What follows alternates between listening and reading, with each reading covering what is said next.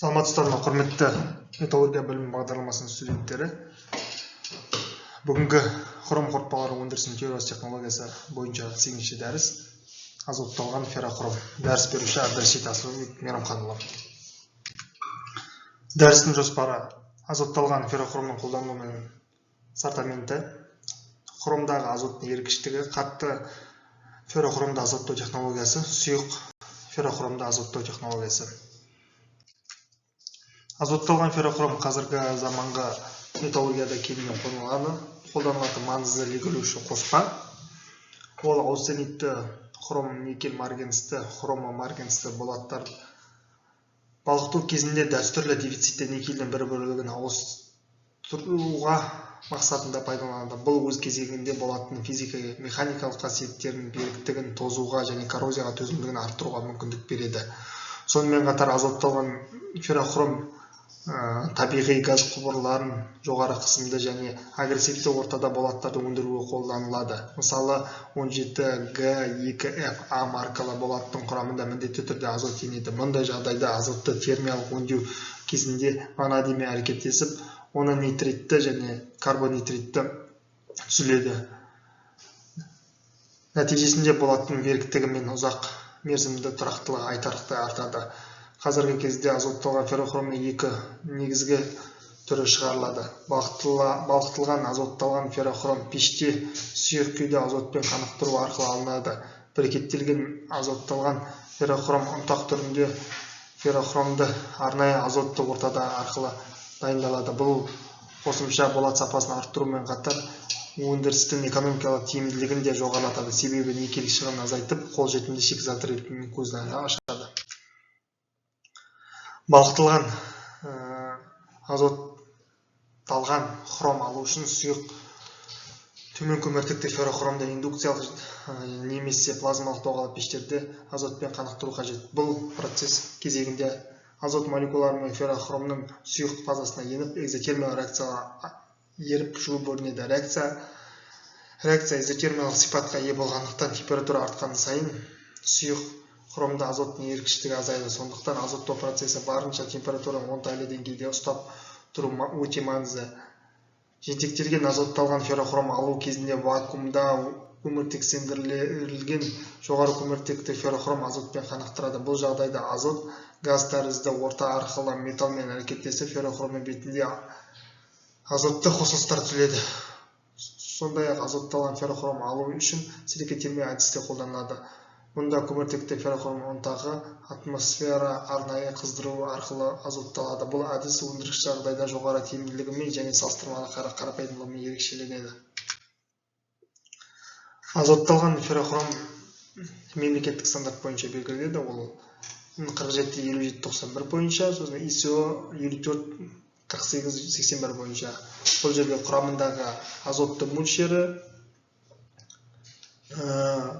ерекшеленеді. Бұл, яғни балқытылған түрде азот 3-4% болады. Себебі одан жоғарыласа азоттың ерікіштігі төмендейді. Брикеттелген түрінде азот 10%-дан жетеді. Өйткені ол, яғни ұнтақ вакуумда немесе атмосфералықта ұзақ уақыт бөлінеді. Құрамдағы хром мөлшері 45-75% аралығында болады. Бұл болаттың коррозияға төзімділігін қамтамасыз етеді. Ал көміртегінің құрамы төмен болған сайын бұл үрдіс алынған қорытпа сапалы болып саналады. Тұтынушылардың технология талаптарына сай азотталған феррохромда азот мөлшері 10%-дан жеткізілуі мүмкін. Алайда тәжірибелік өндірістік жағдайда мұндай азот концентрациясы әрдайым тиімді бола бермейді. Себебі жентектелетін азоттың феррохром құрамындағы азот мөлшері тым жоғары болғандықтан, оның болат балқымасына енгізуі немесе ілгерілеу кезінде едәуір бөлігі буланып, жоғалуға бейім бола алады. Сондықтан өндірісте азот мөлшері 4-8% аралығында ұсталынғаны тиімді. Азотталған феррохром алу технологиясы негізінен сұйық фазалы процесте сүйенеді. Яғни балқытылатын хромда азот газымен қанықтыру арқылы жүзеге асады. Бұл әдістің басты артықшылығы брикеттелген өнімдермен салыстырғанда жоғары тығыздылық біркелкі химиялық қамтамасыз етілуі. Процесс барысында молекулалық азот металлмен әрекеттесіп нитритті қосылысы түзеді.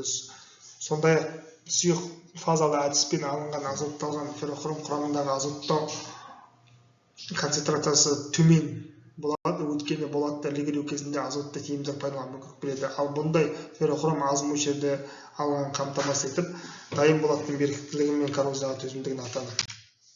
Көптеген зерттеушілер еңбектерінде азоттың феррохромда еру қабілетіне әсер ететін бірқатар факторлар анықталған. Олардың ең маңыздысы хромның концентрациясы.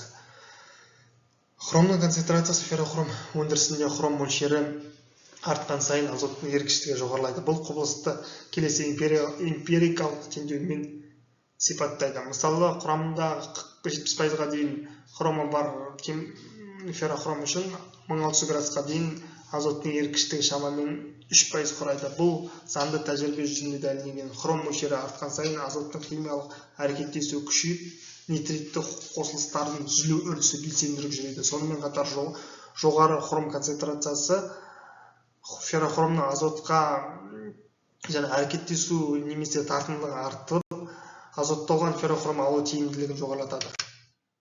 Келесі кремний көміртегінің концентрациясына әсері. Көміртегі феррохромдағы азоттың еру қабілетін төмендейді. Бұл тәуелділік келесі эмпирикалық теңдеумен сипатталады. Яғни көміртегі мөлшері артқан сайын азоттың ерікіштігі логарифм түрінде кемиді. Мысалы, көміртегі аз мөлшері болғанда декарбуризацияланған феррохромда азот концентрациясы 4%-ға жетеді. Ал құрамында 1% болатын болса, азот мөлшері 3%-ға дейін. Құрамында 2% болғанда азот мөлшері 2,3%-ға төмендейді. Бұл құбылыс көміртек пен азоттың металдағы бәсекелес ерекшелігімен және олардың арасында химиялық әрекеттесуімен түсіндіріледі. Оттегінің концентрациясының әсерін азайтады. Феррохром құрамындағы оттегі концентрациясы 0,75-0,2 аралығында артқан сайын балқымада азоттың еру жылдамдығы шамамен 5%-ға дейін төмендейді. Оттегінің артық мөлшері балқыманың қабықша түзіліп, азоттың түзілуіне кедергі жасайды. Сондықтан да азоттау алдында феррохромды міндетті түрде дегазациялау қажет. Ол үшін металды қышқылстандыру немесе вакуумдау әдісі арқылы өткізеді. Сонымен қатар газ тәрізді азоттың құрамында оттегі мен су болулары олардың еру тиімділігін күрт төмендетеді. Кремнийдің концентрациясының әсерін азайтады. Феррохром құрамындағы кремний мөлшері мен азот мөлшері ерікіштігін төмендетеді. Бұл құбылыс кремнийді металдағы оттегімен байланыстырып, оксидті қабықша түзуімен және балқыма бетіндегі азоттың енуіне механикалық жасаумен түсіндіріледі. Тәжірибелерде көрсеткенде 70% бар хром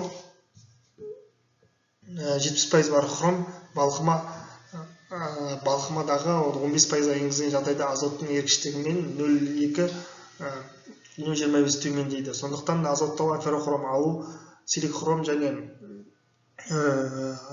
құрамындағы кремний мөлшерін барынша азайту қажет.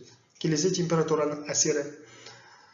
Молекулалық азоттың сұйық құрамда еру жылу процесі жүргізілген экзотермиялық реакция болып табылады. Бұл реакция барысында балқыманың еруі кезінде жылу бөлінген. Сондықтан температура артқан сайын еріген азот мөлшері азайды. Мысалы, 1600 градус 330 градус шамасында азоттың ерікіштігі 0,21% болатын болса, 1580-де ол 0,27%-ға дейін болады. Демек, температураның жоғарылауында феррохромда азоттың еруі шектейді, ал температура төмендеген сайын оның сіңуіне қолайлы әсер болады.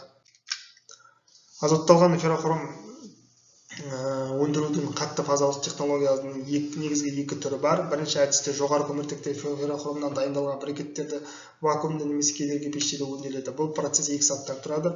Көміртек сіңдіру брикеттердегі көміртек мөлшерін азайту арқылы азоттың сіңуіне қолайлы құрылым түзіледі. Екінші азоттау. Көміртек сіңдірілген брикеттерді молекула азот атмосферасында қыздыру арқылы жүргізіледі. Соңғысында азотталған феррохром алу үшін ұсақ фракциялы азот атмосферасында күйдіру қажет. Бұл кезде типті нитритті түзіледі. Олардың жоғары температуралық беріктілігі мен тұрақтылығы хромның механикалық қасиетін артады. Азоттау процесінің тиімді жүруі үшін жоғары температурада тұрақты сақталуы тиіс. Бұл технология алғаш рет Ақтөбе ферроқорытпа зауытының 3-ші балқыту пешін цехында вакуумды термиялық бөлімшесінде 1680 жылы өндірістік деңгейде меңгерілген. Бұның вакуумды электрлі кедергі пеші. Келесі қатты фазада азоттау процесі. Көміртексену сатысы 1140 градус температура аяқталғаннан кейін пештерде 99,5%-ға таза азот енгізіледі. Азоттау процесі 1000 градус температурада 101,3 килопаскаль қысымда жүреді. Алынған азотталған феррохром брикеттері 650 температурада 3-4 қысымда паскаль қысымда азот атмосферасын суытылады. Кейін ауамен суытылу салқындату жүргізіледі. Нәтижесінде алынған өнім құрамындағы нитриттер типті болады. Олардың жалпы мөлшері 4-10%. 1 тонна азотталған феррохром өндіру үшін шамамен 1100 кг көміртекті феррохром, 50 метр куб азот, 9,5 киловатт электр сағаты энергия жұмсалады. Қатты фазалы азоттау әдісінің тиімділігі оның көміртексендірілген брикеттерден жоғары сапалы тығыз құрылымда азотталған өнім алынуда. Процестің келесі даму ретінде силикотермиялық төмен көміртекті феррохромда азоттау әдісі қарастырылды. Бұл тәсіл көміртексендіру операциясын қысқартып, өнім беріктілігі мен механикалық беріктілікті арттыруға мүмкіндік береді. Сұйық фазалы азоттау технологиясы. Сұйық фазалы азоттау технологиялар уақытылатылған феррохромды азотпен қанықтыруға негізделеді. Мысалы, құрамында 70%-ға дейін хром бар, 1600 температурада және 0,1 мегапаскаль қысым өндіру арқылы 3%-ға дейін азот енгізуге болады. Бұл әдіс брикеттермен салыстырғанда жоғары тығыздығын, біркелкі химиялық құрамын, азоттың жақсы таралуын қамтамасыз етеді. Сонымен қатар азоттың төмен концентрациясына қарамастан бұл технология алынған феррохром легірлеу барысында жақсы ергіштікпен азот беріктілігін көрсетеді. Азоттау процесі үшін кремний концентрациясы төмен, ал алюминий мен кальций мөлшері аз феррохром қолданылу керек. Мұндай жағдайда балқымада азоттың еру жылдамдығы жоғарылайды, ал оттегінің әсері азаяды. Процесс вакуумды доғалы, плазмалы доғалы, индукциялық пеште жүзеге асады. Бұл әдіс азоттың енуін жақсартып, металдың құрамындағы 1-2%-ға дейін таралған азот қорытпалуға мүмкіндік береді.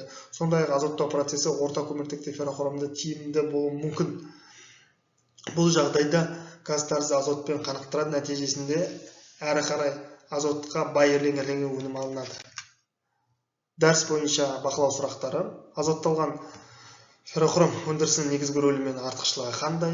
Қатты фазада азотты бау процесі негізгі сатылары, көміртексендіру сатысының мақсаты қандай? Азотталған феррохром құрамында кездесетін нитриттер қандай және оның рөлі қандай?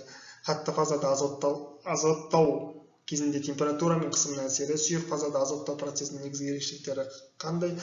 Азоттың феррохромда еруінде хром, кремний, көміртегі температура қалай әсер етеді? Азотталған феррохром кезінде қандай пеш түрі қолданады, олардың айырмашылығы неде? Сұйық феррохромды азоттау кезінде газ тәрізді азот және плазмалы азоттың әсері механизмін салыстырыңыз. Азотталған феррохром өнім сапасын арттыру үшін қандай технологиялар қолданады?